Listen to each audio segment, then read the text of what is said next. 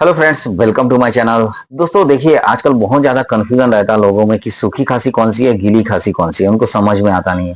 खांसी सबको होती है, लेकिन उनको पता नहीं कि सूखी खांसी कौन सी है, गीली खांसी कौन सी है। और गलती क्या कर बैठते हैं कि गलती से कुछ भी सिरप को ले लेते हैं, कोई भी दवा उठा के पी लेते हैं, खा लेते हैं। इससे प्रॉब्लम और बढ़ जाती है। तो आज की इस वीडियो में बात करेंगे कि सूखी खांसी कौन सी है, गीली खांसी कौन सी है, और इसमें सिरप कौन सा देना है। इसके बारे में थोड़ा डिटेल में बात करेंगे। तो वीडियो को एंड तक देखिएगा और चैनल पे नए हैं तो सब्सक्राइब जरूर कर दीजिएगा। तो देखिए, पहले खांसी के बारे में जान लेते हैं कि खांसी क्या है। खांसी, देखिए खांसी क्या होता है कि बॉडी का एक नेचुरल डिफेंस सिस्टम होता है। यानी कि जब भी हमारे गले में, लंग्स में इरिटेशन हो, इन्फेक्शन हो, या तो म्यूकस जमा हो जाता है, तो बॉडी क्या करती है, खांसी के द्वारा उसको निकालती है बॉडी से। तो इसी को खांसी कहा जाता है। ये दो टाइप से होते हैं, एक सूखी खांसी, एक होती है गीली खांसी। तो बात करेंगे दोनों के बारे में। पहले बात कर लेते हैं सूखी खांसी के बारे में। देखिए, सूखी खांसी में क्या होता है, ये पूरी तरीके से सूखी होती है। मतलब इसमें बलगम नहीं आता है। गले में आपकी इरिटेशन होगा, जलन होगा, मतलब बार बार खांसी आएगी, बहुत ज्यादा खांसी आती है। तो ये होती है सूखी खांसी। इसके सिम्टम्स के बारे में बात कर लेते हैं। देखिए, जब सूखी खांसी होती है तो क्या होता है कि बलगम बिल्कुल नहीं निकलता है, गले में बस जलन होता है और बार बार खांसी आती है। रात को ज्यादा खांसी आती है, गले में इरिटेशन बहुत ज्यादा होता है। तो ये सारे सिम्टम जो है ये दिखाई देते हैं। अब देखिए, इसके कारण के बारे में बात कर लेते हैं। पहला कारण तो है वायरल इन्फेक्शन। देखिए, वायरल इन्फेक्शन क्या होता है कि जब कोल्ड हो या तो फ्लू हो, उसके बाद जो खांसी आती है उसको कहा जाता है वायरल इन्फेक्शन। और एक होता है एलर्जी की वजह से। एलर्जी यानी कि धूल, धुआं, पॉल्यूशन, जिसकी वजह से खांसी आती है। और होता है अस्थमा की वजह से। अस्थमा यानी कि रात को, अस्थमा केसेस में रात को बहुत ज्यादा खांसी आती है। दोस्तों, इसके अलावा स्मोकिंग की वजह से भी होती है। कई लोग ऐसे भी हैं कि बहुत ज़्यादा स्मोकिंग करते हैं। स्मोकिंग करने की वजह से क्या होता है, लंग्स में बहुत ज़्यादा इरिटेशन होने लगते हैं, जिसकी वजह से खांसी आती है। तो ये तो हो गए सारे कारण। अब बात करेंगे इसके लिए सिरप क्या देते हैं। देखिए, किसी को अगर सूखी खांसी है तो सूखी खांसी में उनको हमेशा डेक्स्ट्रोमेथोरेन के जो फॉर्मूला में सिरप है उसको दिया जाता है। ये क्या करते हैं, खांसी को सप्रेस कर देते हैं।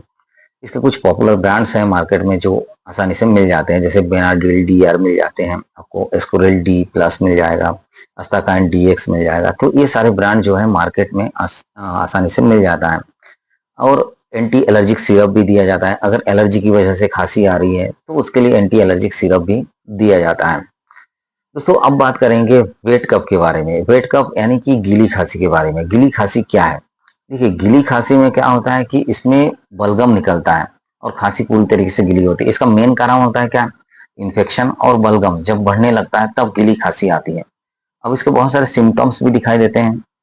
अब सिम्टम्स में क्या है, बहुत ज्यादा बलगम आना, छाती में भारीपन लगना, आपके चेस्ट में बहुत ज्यादा भारीपन लगना, सांस लेने में दिक्कत होना, या तो हो सकता है कि आपके उसमें गले में बहुत ज्यादा इरिटेशन हो, गले में लगे कि बलगम जमा हो गया हो। तो ये सारे सिम्टम्स दिखाई देते हैं जब गीली खांसी होती है तब। अब इसके कारण के बारे में जान लेते हैं।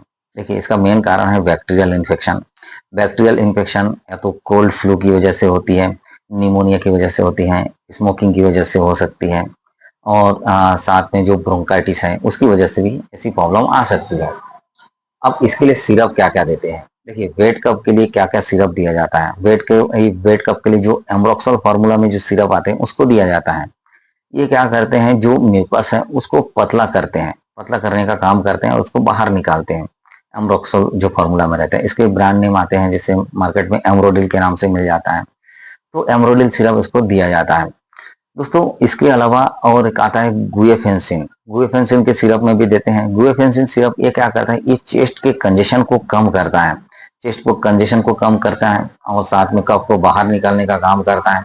इसमें बहुत सारे ब्रांड है जैसे मार्केट में मिल जाते हैं। जैसे एस्कोरिल एलएस मिल जाता है आपको, अस्ताकाइंड एलएस मिल जाता है, जो एलएस फार्मूला में सिरप आते हैं।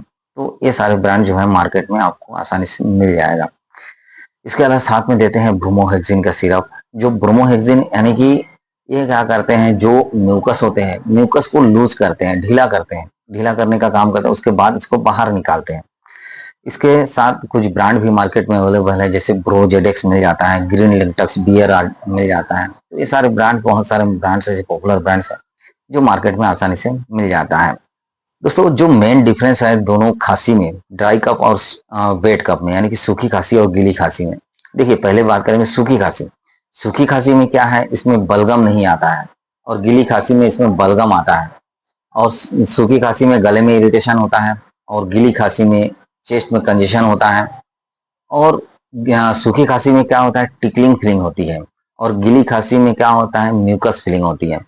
ये ज्यादातर मोस्टली क्या होता है, ड्राई कफ जो है एलर्जी और इन्फेक्शन की वजह से होते हैं, और गीली खांसी जो होता है ये इन्फेक्शन की वजह से ये प्रॉब्लम आती है। और ड्राई कफ जो है ये सप्रेस करते हैं कफ को, और जो वेट कफ है यानी कि गीली खांसी है, इसमें म्यूकस को बाहर निकालने का काम किया जाता है। दोस्तों अगर ये सिम्टम्स कुछ सिम्टम्स है जो दिखे तो तुरंत आपको डॉक्टर के पास ले जाना जरूरी रहता है। देखिए अगर किसी को खांसी है, खांसी 1-2 हफ्ते 3 हफ्ते तक है, इससे ठीक नहीं हो रहा है, बलगम के साथ खून आ रहा है, या तो बहुत ज्यादा फीवर है, वेट लॉस हो रहा है, चेस्ट में दर्द है, छाती में दर्द हो रहा है, तो ऐसी प्रॉब्लम अगर है तो हो सकता है कि उनको टीबी या तो निमोनिया हो सकता है। उसके सिग्नल है ये सारे, तो इसलिए आपको तुरंत डॉक्टर के पास आपको ले जाना है। अब आपको घर में क्या कर सकते हैं सूखी खांसी और गीली खांसी के लिए। देखिए घर में क्या करना है, घर में आपको गर्म पानी लेना है, ठंडे पानी का इस्तेमाल बिल्कुल नहीं करना है। आपको भाप लेना है, भाप ले सकते हैं, ठंडी चीजों से आप दूर रहना है, आपको रेस्ट करना है। साथ में अदरक या तो शहद का यूज कर सकते हैं खांसी के लिए, ये बहुत ज्यादा फायदेमंद रहता है। तो ये सारे घरेलू उपाय जो है आप कर सकते हैं। अब लोग गलती क्या करते हैं, लोग गलती ये करते हैं कि हर खांसी में, कोई भी खांसी हो उसमें एंटीबायोटिक का इस्तेमाल कर लेते हैं। मतलब कुछ भी खांसी हो एंटीबायोटिक ले लेंगे, खुद से कोई भी स्टेरॉइड सिरप को ले लेंगे, कोई भी सिरप ले लेंगे, बच्चों में क्या करेंगे, बड़े लोगों का सिरप पिला देंगे।